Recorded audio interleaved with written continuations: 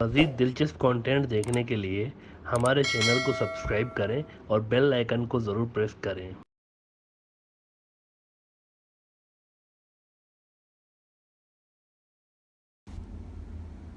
कई रोज़ से अफ़गानिस्तान के हवाले से इंडियन मीडिया के अंदर ज़ोर शोर के साथ न्यूज़ आ रही है कि अफ़गान तालिबान की हुकूमत आते ही अब एक बार फिर रेजिस्टेंस शुरू हो गई है अफ़गानिस्तान में, यानी उनके ख़िलाफ़ रेजिस्टेंस शुरू हो गई है। और ये तासुर दिया जा रहा है कि game is not over yet.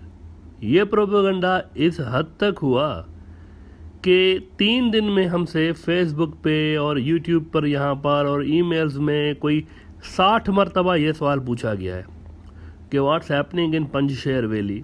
आजकल बड़ी ख़बरों में है पंजशेर वैली अफ़गानिस्तान की, वहाँ पर क्या हो रहा है। और ये सवाल ज़ाहिर है उठना भी था, क्योंकि इंडियन मीडिया ने इसको इतना उछाला हुआ है, इतनी हाइप दी हुई है।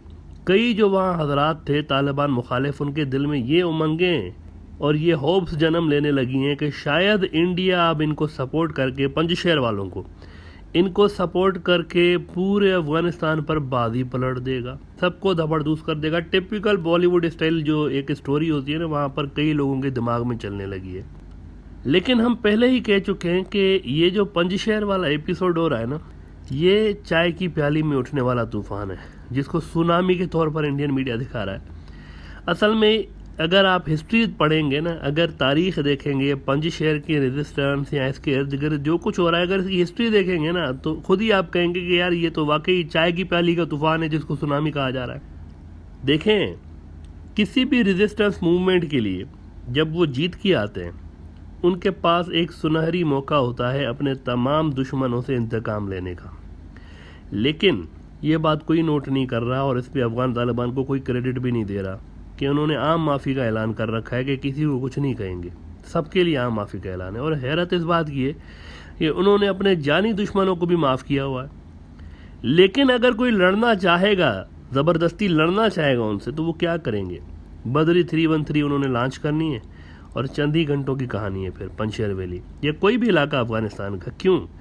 क्योंकि अमेरिका ने जो इतना ज़्यादा असला अफ़गान नेशनल आर्मी को दिया था, कई अरब डॉलर्स का, वो सारा का सारा असला तो अब अफ़गान तालिबान के पास आया हुआ है। जब इनके पास लिमिटेड रिसोर्सेज थे तभी इन्होंने इतना बड़ा एक कारनामा किया हुआ है।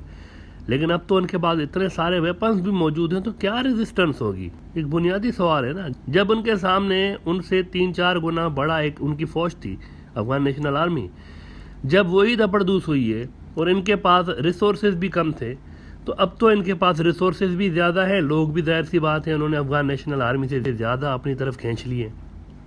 बहुत सारे लोग इनके साथ काम कर रहे हैं, तो काहे के रेजिस्टेंस? बेतहाशा वेपन्स इनके पास। पंजशेर वैली की हिस्ट्री बताते हैं आपको।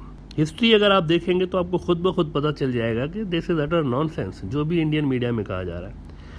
और हम इसको वैसे सीरियसली भी नहीं ले रहे। जो कुछ भी हो रहा है ना, ये 2-3 दिन में, हफ्ते 1.5 हफ्ते में ये कहानी ख़त्म होनी है पंजशेर की रेजिस्टेंस की।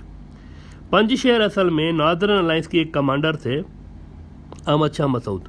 इनका होम टाउन है। और अफ़गान तालिबान की जो पहली हुकूमत थी ना 90s में जो आई हुई थी, उसमें भी अहमद शाह मसूद ने बड़ा टफ टाइम दिया था अफ़गान तालिबान को।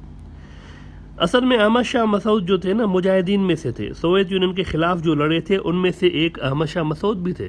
और अहमद शाह मसूद की बड़ी खिदमात भी हैं, इसमें कोई शक नहीं है। अहमद शाह मसूद सोवियत यूनियन के ख़िलाफ़ बड़े भरपूर तरीके से उन्होंने रेजिस्टेंस की थी, तो उनको फिर लायन ऑफ पंजशेर का खिताब भी मिला था।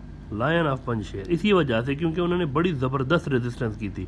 लेकिन फिर जब वहाँ सिविल वॉर हुई है ना, जब आपस में लड़े हैं सारे के सारे मुजाहिदीन, यानी इलाकों पे कब्ज़े की जंग चल रही थी, और फिर उसी बीच अफ़गान तालिबान भी उभरे, तो इनकी अहमद शाह मसूद की लड़ाई होती है अफ़गान तालिबान के साथ उन दिनों में। लेकिन ये है कि उन्होंने काफ़ी टफ टाइम दिया अफ़गान तालिबान को, वो कब्ज़ा नहीं कर पाए थे पंजशेर पे। कुछ पॉकेट्स रह गए थे अफ़गानिस्तान के जहाँ पर अफ़गान तालिबान की हुकूमत नहीं थी 90s में, उनमें से एक पंजशेर भी था। 2001 में क्या होता है, 2001 में, कि ये जो मोरक्को है ना मुल्क, मराकश, इसके 2 जर्नलिस्ट अफ़गानिस्तान आते हैं, सहाफ़ी, और अफ़गान जहाद के कमांडरों से इंटरव्यूज़ करते हैं।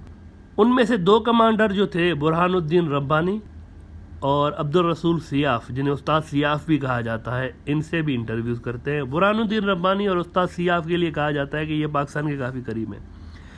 फिर ये जो जर्नलिस्ट थे मराकश के, ये अहमद शाह मसूद को रिक्वेस्ट करते हैं कि हमने बाकी मुजाहिदीन से इंटरव्यू किए हैं, आपका भी इंटरव्यू करना है और हमें आप टाइम दे दें। अहमद शाह मसूद थोड़ा सा यानी ज़्यादा कोशिश करते थे मीडिया में काम आऊँ, लेकिन फिर झिझकते झिझकते उन्होंने फाइनली कहा कि ठीक है भाई, आप मेरा इंटरव्यू कर लेना।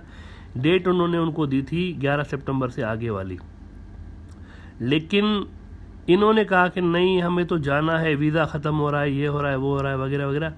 तो इन्होंने फिर उससे पहले ही कुछ दिन पहले 9/11 का जो वाक़या हुआ ना अमेरिका में, उससे कई दिन पहले ही इन्होंने फिर इंटरव्यू का टाइम ले लिया इससे। ये जब गए ना वहाँ पर अहमद शाह मसूद के घर पे, तो इन्होंने कैमरा में एक्सप्लोसिव्स छुपाए हुए थे और उसको वहाँ जाके फाड़ देते, जिससे अहमद शाह मसूद शदीद ज़ख्मी हो जाते हैं और एक हमलावर वहीं हलाक हो जाता है, दूसरे को वो पकड़ के धपड़धूस कर देते हैं, अहमद शाह मसूद के साथी। लेकिन अहमद शाह मसूद भी सर्वाइव नहीं कर पाते। ये पंजशेर में सारा कुछ हुआ, वो सर्वाइव नहीं कर पाते। ये जो वाक़या हुआ था ना, ये 9/11 पे जो वर्ल्ड ट्रेड सेंटर वाला जो वाक़या था ना, जब 2 जहाज़ लगे थे वर्ल्ड ट्रेड सेंटर्स को, बड़ा दुनिया को हिला देने वाला वाक़या था। इससे चंद रोज़ पहले का वाक़या है और अंदाज़ा यही लगाया जाता है, कहा यही जाता है कि इस वाक़ये का शायद कोई लिंक था 9/11 के वाक़ये से। बाद में पता चलता है कि वो जो हमलावर थे ना, इनके पासपोर्ट नकली थे, वो मराकश के थे ही नहीं, वो ट्यूनिस के थे। दोनों बंदे जो थे ट्यूनिस के थे। बहरहाल अहमद शाह मसूद के एक बेटे थे जो कि बाहर लंदन में पढ़ते थे, हाल ही में अफ़गानिस्तान आए हुए थे। इन्होंने ऐलान किया कि वो लड़ेंगे। ये जो अफ़गानिस्तान के ऊपर तालिबान का कंट्रोल आया ना, तो उन्होंने ऐलान किया, बड़े स्मार्ट से एक यंग मैन है, एक स्टाइलिश किस्म के बंदे हैं। इन्होंने ऐलान किया कि वो अपने वालिद की तरह लड़ेंगे। यंग बच्चा है बिल्कुल, 32 साल का, और वो अफ़गान तालिबान को कंट्रोल नहीं करने देंगे पंजशेर वैली को, जैसे उनके वालिद साहब ने नहीं करने दिया था। और इस बच्चे के साथ था कौन? एक इम्पॉर्टेंट बात है, इनके पीछे कौन था?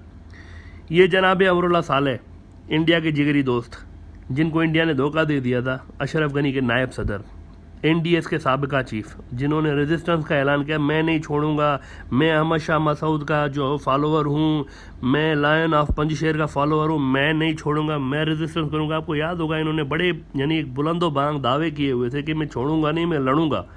अमरुल्लाह सालेह ने इनको जो है ना पट्टियाँ पढ़ाई हुई थी कि यार तुम और मैं मिलके इनको रजिस्ट करेंगे।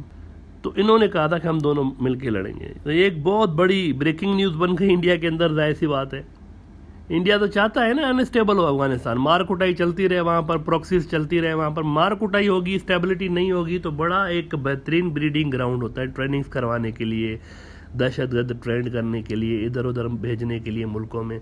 बड़ा आइडियल वो टाइम होता है। यानी इस किस्म के जो मुल्क होते हैं ना, जहाँ स्टेबिलिटी नहीं होती, बड़ा सूट करते हैं इंटेलिजेंस एजेंसियों को इस किस्म के 2 नंबरी काम करने के लिए।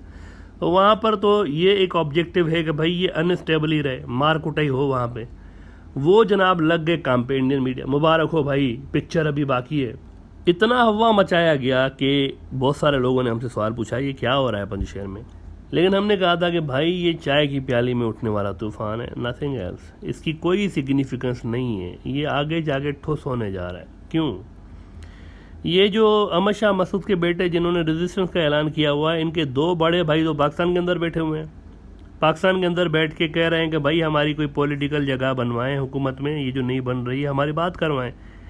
और फिर ये जो छोटा भाई है, इनकी जो अनाउंसमेंट है वो कोई हैसियत नहीं रखती अफगानों के। ये एक कल्चर के ख़िलाफ़ है कि बड़ा भाई जो है वो कुछ और बात कहे, छोटा कुछ और बात कहे। ये इस तरह नहीं होता, ये नॉन सीरियस किस्म का ऐलान था। इंडियन मीडिया अफगानिस्तान की सोसाइटी को नहीं जानता ना, तो वो ऐसे ही बस हर खबर को उछाल लेते हैं। असल में जब होता है, जब ये सारा कबीले और ये मिल के पंजशेर के कोई रेजिस्टेंस अनाउंस करते हैं ना, तब कोई बात बनती। बल्कि ये भी खबरें सुनने को मिली बाद में कि पंजशेर के ही लोग, बहुत सारे लोग जो है ना, जत्थे बना के बड़ा एक हजूम लेके, जलसा लेके अहमद शाह मसूद के घर की तरफ जा रहे थे इनको धपड़धूस करने के लिए। अब ज़रा नया सदमा मुलाहिजा फरमाएं जो कि उन फोर्सेस को मिला है इंडिया के अंदर, जो खुश हो रहे हैं कि कुछ तो रेजिस्टेंस होने जा रही है, कुछ तो होगा।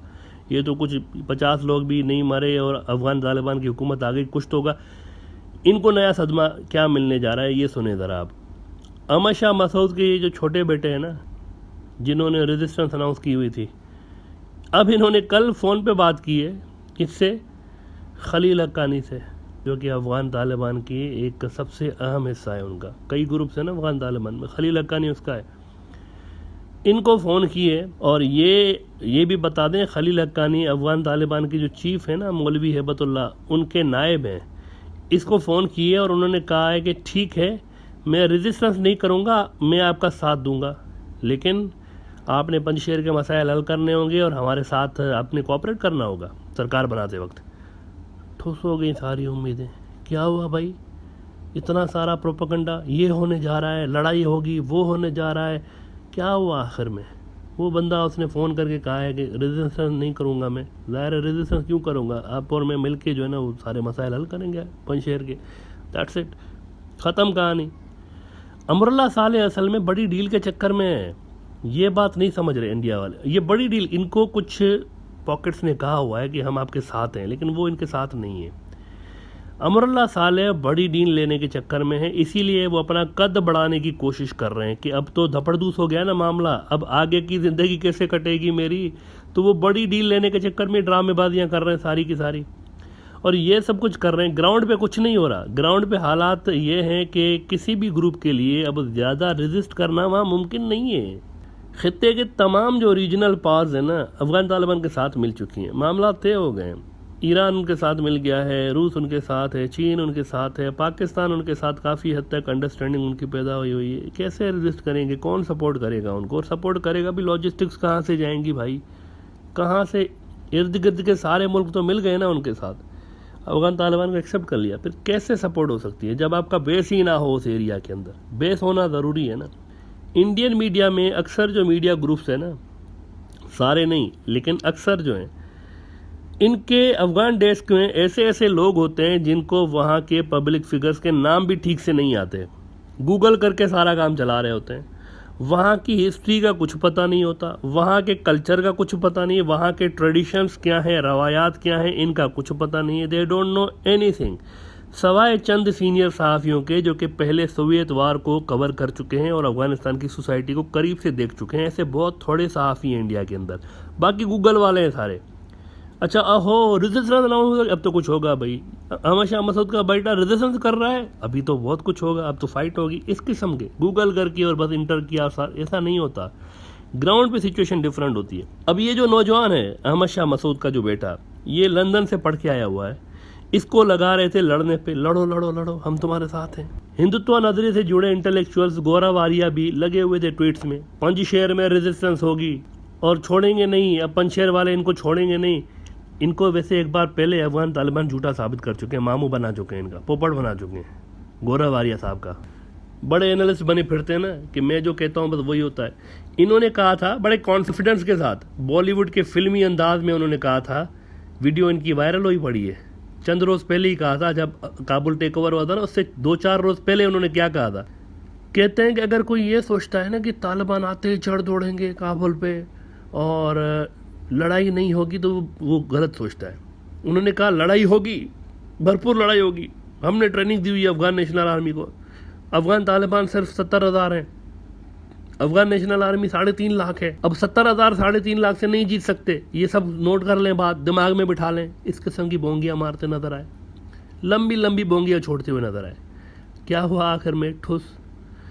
सारी की सारी प्रोडक्शन इतनी ठुस हुई है, खुद उनको भी समझ में नहीं आया कि ये हुआ क्या है। अभी तक समझ में नहीं आया उनको ये क्या हुआ है। मुख्तलिफ उनकी थ्योरी देते फिर रहे हैं, मुख्तलिफ थ्योरी। जब अरमानों में पानी फिर आए ना, तो कहते फिर रहे थे कि ये तो इतना आसानी से नहीं होगा, लेकिन जब इतना आसानी से वहाँ पर टेक ओवर हो गया ना, 50 लोग भी नहीं मरे हैं, तो अजीब अजीब सी थ्योरीज देते फिर रहे हैं कि कह रहे हैं कि हम बंदूक चलाना सिखा सकते हैं, यानी हम अफ़गान नेशनल आर्मी को हमने ट्रेनिंग दी है, हम ना बंदूक चलाना सिखा सकते हैं, लड़ना सिखा सकते हैं, लेकिन लड़ना क्यों है ये हम नहीं सिखा सकते।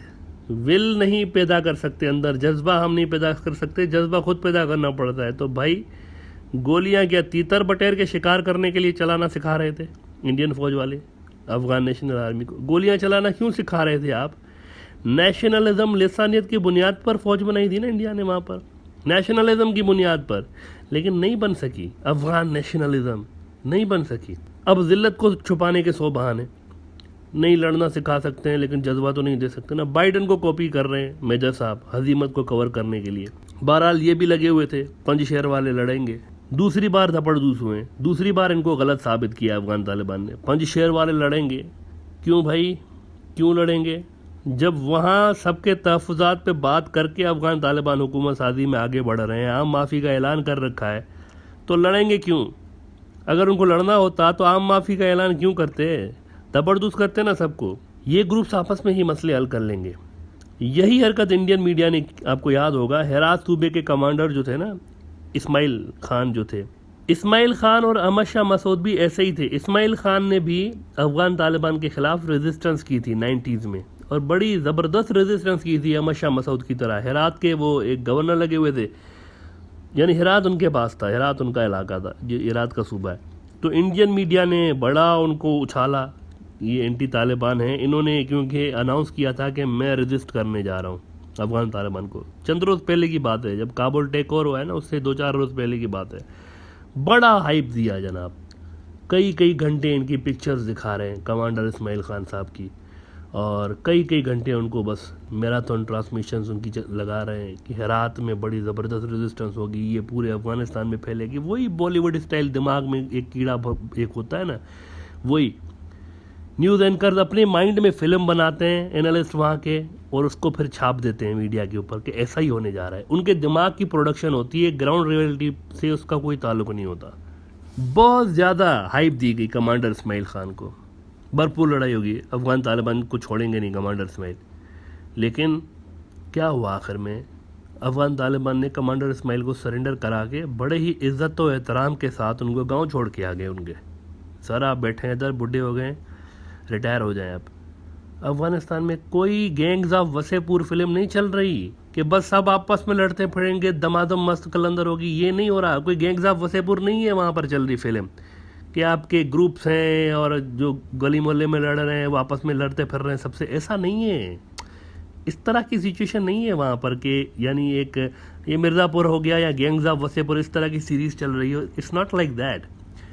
जंग ख़त्म हो चुकी है अफ़गानिस्तान की, और अब एक नए फेज़ में अफ़गानिस्तान इंटर हो चुका है। इस्लामी हुकूमत इस्लामी निज़ाम के साथ पूरी दुनिया में एक आगे आने वाला है, और इसके असरात पूरी दुनिया पे होने जा रहे हैं, क्योंकि दुनिया में एक पैरेलल निज़ाम आ चुका है कैपिटलिज्म के ख़िलाफ़। ये एक इंटरनेशनल, एक आलमी सतह पर इसके असरात होंगे, ये समझे बात को आप। ये अफ़गानिस्तान तक कहानी महदूद नहीं रहनी। ये अगर निज़ाम कामयाब हो गया तो क्या होगा कैपिटलिज्म के अगेंस्ट? ये जो 60 मुसलमान मुल्क हैं, आपको क्या लग रहा है इधर चुप करके बैठेंगे सारे? अगर अफ़गानिस्तान तरक्की करता है और ये निज़ाम वहाँ पर कामयाब होता है तो बड़ी शिद्दत से मज़ामती तहरीकें शुरू होंगी, लोग प्रोटेस्ट करेंगे, लोग डिमांड्स करेंगे कि हमें भी इस्लामी निज़ाम चाहिए। उधर कामयाब हो गया और ये लड़के उन्होंने निज़ाम लाए हैं, वो सुपर पावर को हरा के लाए हैं, तो उम्मीदें बहुत ज़्यादा हैं, समझ रहे हैं? तो ये जो निज़ाम है ना अफ़गानिस्तान के अंदर, इस्लामी निज़ाम, ये चैलेंज करने जा रहा है दुनिया भर में। जहाँ जहाँ मुसलमान मुल्कों में कैपिटलिज्म है और दूसरे निज़ाम हैं, उनको चैलेंज करने जा रहा है।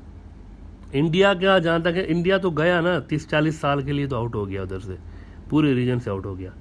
अमेरिका 20-30 साल से पहले से दोबारा इधर नहीं आने जा रहा है। उन्होंने एक बड़ी भयानक गलती कर दी है, सोवियत यूनियन ने गलती कर दी है, अमेरिका ने गलती कर दी है। कोई भी सुपर पावर दोबारा इन्वेड करने से पहले 100 मरतबा सोचेगी कि मेरे से पहले 3 सुपर पावर जबरदस्त हो चुकी हैं। यहाँ पर बरतानिया गया, सोवियत यूनियन गया, अमेरिका गया। तो ग्राउंड्स यहाँ पर बूट्स उतारना अफ़गानिस्तान के अंदर कोई आसान बात नहीं है। कोई भी सुपर पावर 100 मरतबा सोचेगी तो 30-40 साल के लिए इंडिया तो बाहर हो गया, कोई सुपर पावर आनी नहीं है यहाँ पर दोबारा। इसके बाद कंडीशनल है, अगर कोई प्रो इंडिया सेटअप ग्लोबली आ जाता है, कोई ऐसा सेटअप बन जाता है कि इंडिया की उसमें जगह हो, तब जाके कोई चांस बने इंडिया की, वरना मामला ज़बरदस्त हो चुका है। और इस सारी पिटाई के अंदर और अरबों डॉलर्स ज़ाया कराने के बाद सबक ये है हिंदुत्व ब्रिगेड के लिए अफ़गानिस्तान से कि इंडिया के अंदर मुस्लिम माइनॉरिटी के साथ अपना रवैया बेहतर बनाएं। ये बहुत बड़ा एसेट है इंडिया के लिए।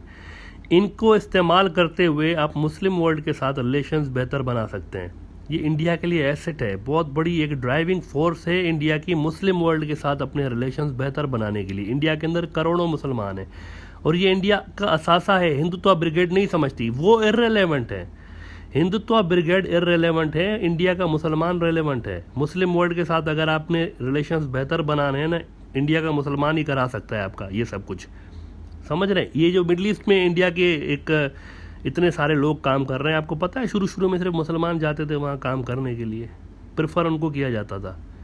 क्या हुआ फिर, उनके ज़रिए इंडिया ने एक कारोबारी सिस्टम बनाया है ना अपना वहाँ पर, और आज दुनिया में सबसे ज़्यादा इंडिया के रेमिटेंसेज आ रही हैं तो वहीं से आ रही हैं, मिडल ईस्ट के मुसलमान मुल्कों से। पहले मुसलमानों ने, इंडिया के मुसलमानों ने वहाँ जाकर ग्राउंड सेट किया है इंडिया के लिए और हालात साजगार बनाए।